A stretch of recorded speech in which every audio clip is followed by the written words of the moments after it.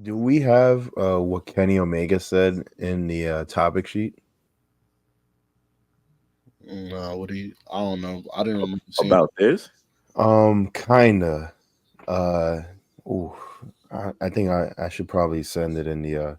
It's a great listen. I feel like y'all would both love what Kenny Omega said. You know where you got to send it, right? Yep, right to the Twitter. Oh man. Come on, come on.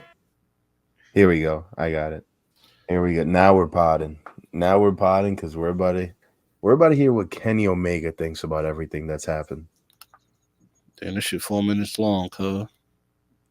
Trust me, you're gonna listen to it. We can cut it off at some point because we're gonna get like the gist of everything. But All right, let's see. Let me pull it up right now. Kenny you, Omega. This is him on Twitch. yep. Because to set this up a little bit, we just asked who's backstage, who are the leaders, what's happening, why is AEW being run the way it is? Like, who's the OGs over there? Mm. Let's hear with Kenny Omega. Got to be an OG over there, right? He started the company basically. Let's hear what he thinks. My duty as an EVP during Fallout would be to enter the situation while there was chaos, de-escalate it, and create peaceful environment for everyone. I was able to create a peaceful environment for the most important person in that altercation, and that was Larry. And I swear to God, honestly, that was my biggest. And yeah, it sounds funny, but like I look at animals and our pets as people, and as Dobby, of course, one of the most important people in my life. So to get little Larry out of there was the most important thing to me, and that was the success. Larry CM Punk's Unfortunately, dogs, by the way. um, try as I may, things were too chaotic for me to be able to do anything by my own power. That was a moment when I had seen that there were good call. I believe it was in that instance when I realized that the way that I wanted to go about things wasn't necessarily the way that other people wanted to. It was also the way that other people necessarily didn't want to. And then it was also maybe not the way that the boss wanted to take care of it.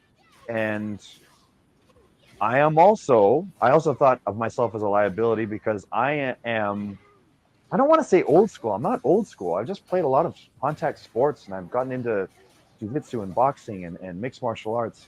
I just know that sometimes when you